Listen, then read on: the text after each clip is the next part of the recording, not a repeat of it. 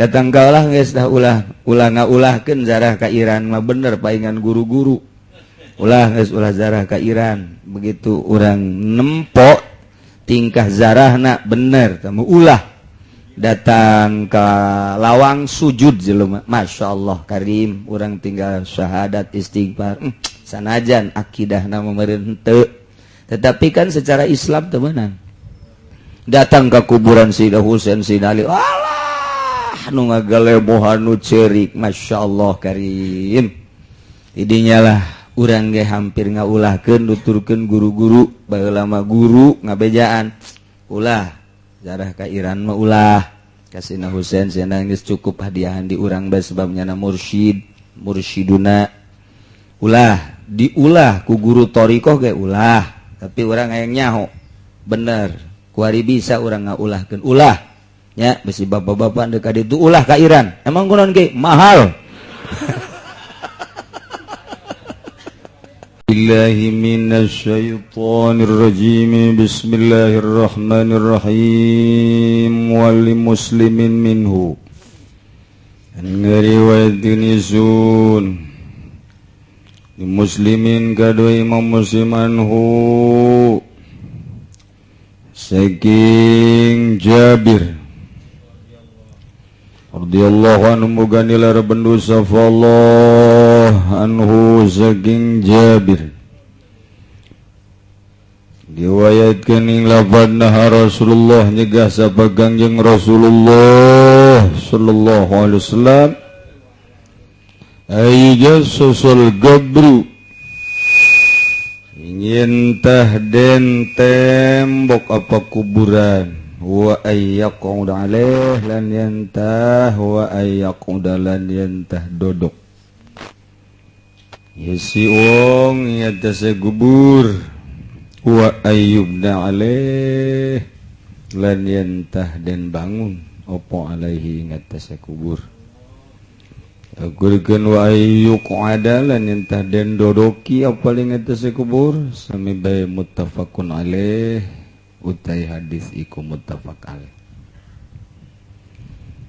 al-madal ijmali utai kilaiki kumana kang bangsa kasimpulan syariatil ahkam syar'iyyah li jalbil masalih wa daf'il mafasid dan syarakeun apa pirang-pirang hukum kang bangsa syara' ijalbil masolih kadue narik ing pirang-pirang kamaslahatan umat lan nolak ing pirang-pirang karusakan.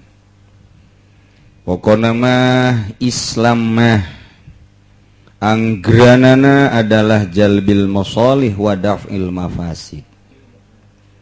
Jadi praktekkeun di negara ieu mah jang negara mempraktekkeun jalbil masolih wa daf'il mafasid. Ialah nu pertama diceramahkeun waktu di Lirboyo ku Gus Dur ketika diangkat jadi presiden menang sababaraha poe kemudian muktamar NU simkuring berangkat dia ke Jogja di Jogja langsung ilu kaditu muktamar nu pertama dipidatokeun ku Gus Dur ieu jalbil masalih wa daf'il mafasid dek dipraktekkeun ku Gus Dur melalui cara-cara Gus Dur teu kesampaian lantaran dek jalbil masalih wa daf'il mafasid ieu perlu jelema-jelema nu handal maka diperbaiki heula tuh di parlemen supaya jalbil masalih jeung daf'il mafasidna serempak kakarak perombakan beberapa langkah terciumlah oleh Amerika maka dikasuskeunlah Gus Dur sebagai koruptor. Gitulah negara urang belum siap untuk baik lantaran geus kangeunahan korupsi boro-boro negarawan kiaiwan tetap aya dina koridor korupsi ngantek dek iraha atuh jalbil masolih wadafil mafasid. Makin hari ku hari makin amburadul, makin hari ku hari makin acak-acakan. Instansi mana ku hari nu rapih, sektor mana ku hari anu bener-bener jalbil masolih wadafil mafasid. Boro-boro nyieun deui aturan anu aya ge teu dilaksanakeun. Kajian mah urusan nyarana urang sebagai pecinta Allah, pecinta Rasulullah, pecinta Al-Quranul Karim, pecinta hadis. Apa dek milu apruk-aprukan yang kitu. Tunggu tanggal mainnya. Tsunami bakal datang. Geus urang atuh urang baik bari bajal bil mazalina di lingkungan urang lalaudan. Ngaharep ke negara anu kudu nyekel jalbil masalih wadafil mafasid. Kos kieu harapan para kiai diyayasankeun supaya aya keseimbangan pendidikan di negara untuk perbandingan jeung non muslim. Mun batur boga universitas manya Islam teu, mun batur boga rumah sakit manya Islam teu. Batur boga berbagai lembaga manya urang teu. Dibuatlah untuk perbandingan lantaran memang henteu boga niatan nu bagus ketua yayasanana ngan sakadar hayang ganti merek mobil, logo, atuh mana buktina. Henteu jadi penyolek, penoel, penasehat pemerintah, malah menengadahkan tangan untuk meminta sumbangan-sumbangan. Nah, iyalah perlu dipikirkan jalbil masalih wadafil mafasid. Hukum disyaratkan untuk jalbil masalih wadafil mafasid. Adapun masalah organ mah cukup. Di mimiti RI 1, kemudian aya menteri, kemudian aya gubernur, aya bupati, aya camat, aya lurah, aya RT. Eta teh jang ngalaksanakeun jalbil masalih wadafil mafasid. Tapi ternyata dibalik jalbil mafasid wadafil masalih. Gitu tah kanyataanana. Rasakeun coba kiai anu di Golkar. Aya jalbil masalih. Tungtungna kiai anu di Golkar ge nya nyumpahan pemerintah. Sial aing hanas ke Golkar sumbangan atletik.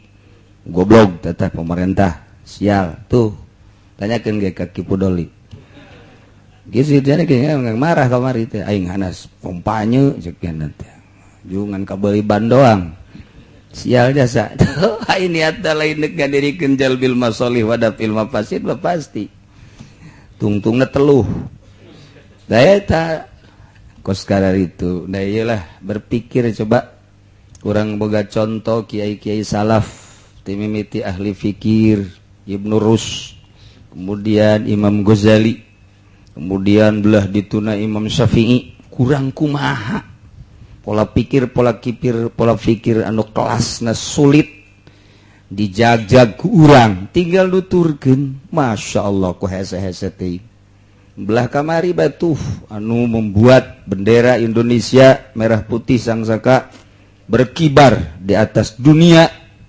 Bung Karno atuh tinggal dituturkan bae. Kunaon atuh ku hari jadi kararieu. Ieu ngaji ka mana sih? Al-Manal Ijmali goreng. Masyaallah karim. Arerese jasa. Jadi cangkel asana urang nusok macaan kitab bae. Teu jauh ti maasi takwa pembahasan. Ternyata ngarealisasikeunana secara nasional sulit anu luar biasa. Sebab organ-organna na ieu bener. Jadi error kabeh organna geus informasina ge error. Jadi atuh kudu diganti HP-na jadi BlackBerry supaya aya gambar cangcutan. Sawaun kanat bi anfusiha aw bi tibariha. Kupada utawi anta ya masalah ikut tetap ya masalah ikut tetap kalau pirang-pirang zat ahkam aw bi'atibari ma atawa kalau itibar barang tu adik kang dekani ahkam bihi ilaihi maring ma faqad pasal jahlu fil umam sabiqah agak teman masyhur apa bodoh ing dalam pirang-pirang umat kang geus dingin hatta dahum zalik malah nekani hum ing umam apa zalika mangkono jahlu nu baraheula jelas bodoh kadeuleu kanyahoan ku urang kuari kabaca macaan sejarah umat-umat nu baraheula bodohna luar biasa ila tikhadhi ma bunya maring andadakeun barang kang den adegakeun ya ma lidzikra kadue ditutur ila ibadatil ausan kadue eling maring ngibadahan pirang-pirang patung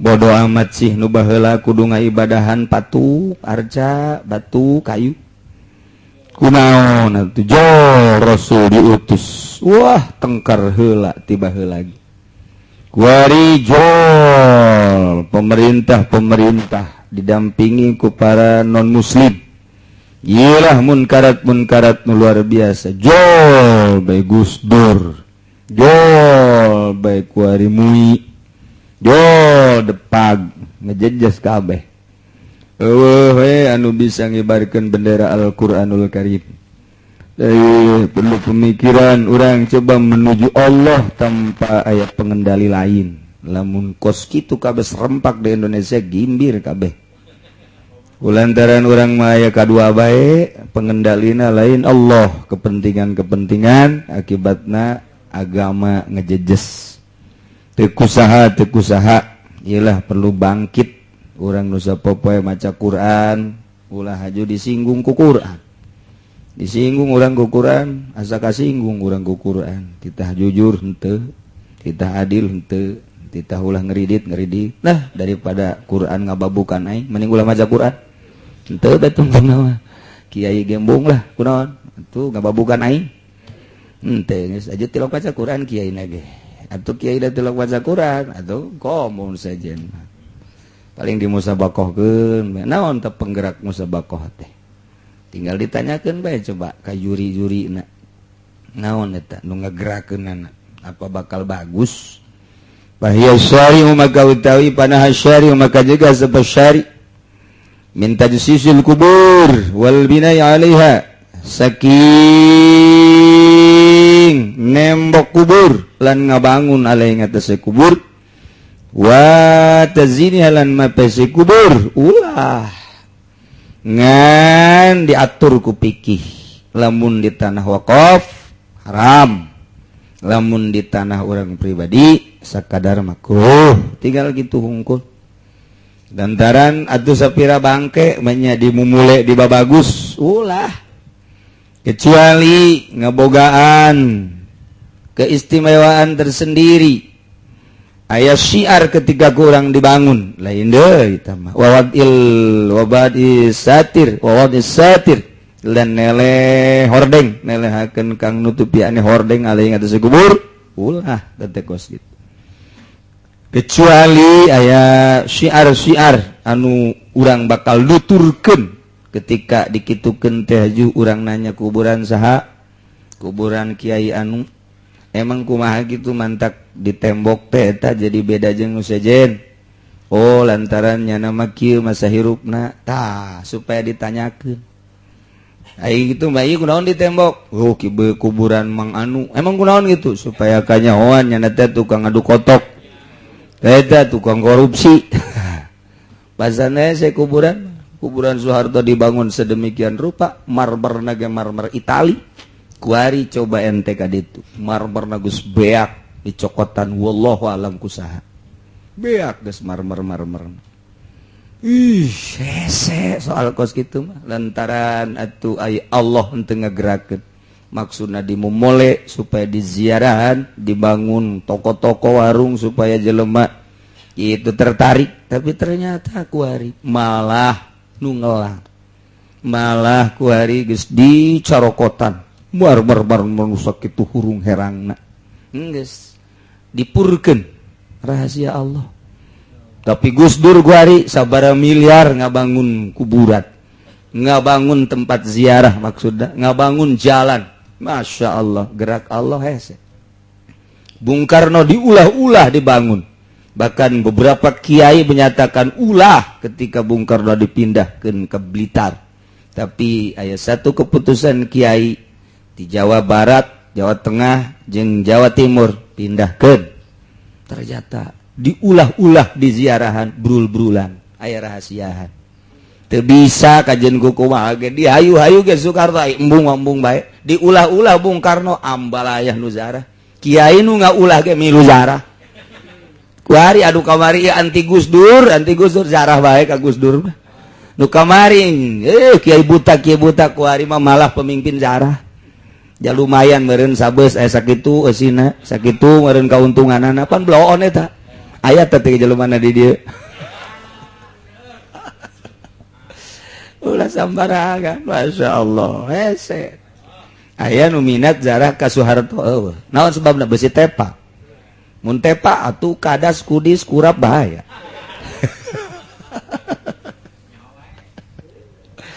ya kari kecuali ke Golkar emang sekalian tepanya namanya saya tahu kadalon teman mana ieu cek ke Golkar aing moal ngaji cenah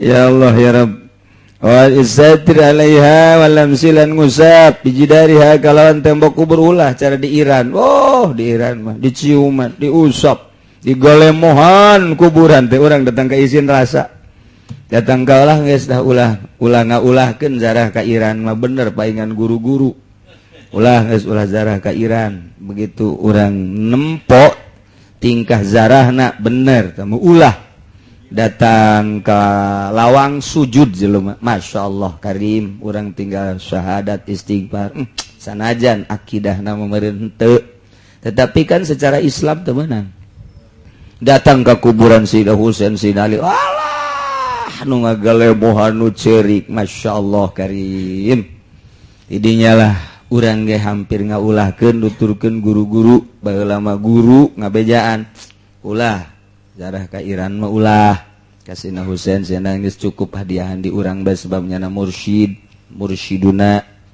ulah diulah ku guru thariqah ge ulah tapi urang hayang nyaho bener kuari bisa urang ngaulahkeun ulah nya bisi bapak-bapak deuk ka ditu ulah ka Iran emang kunaon ge mahal aduh Gusti Allah aku yang usapan tembokna kotan galawan basiliz zariatil waqdiati narah dadalan kang den putusaken lil pasadi kedue karusakan wahada aya teh mah jalan rusak tabakos kitu wahada lan nahyu wal muafiqu ikut tawi ya za iku kang metuki lil hikmatil mu'tabarati kada hikmah kang den gawe ibarat bi asal tafsir ing dalam pirang-pirang rahasia nyarakeun at-tahlilul labzi wallahu a'lam bissawab.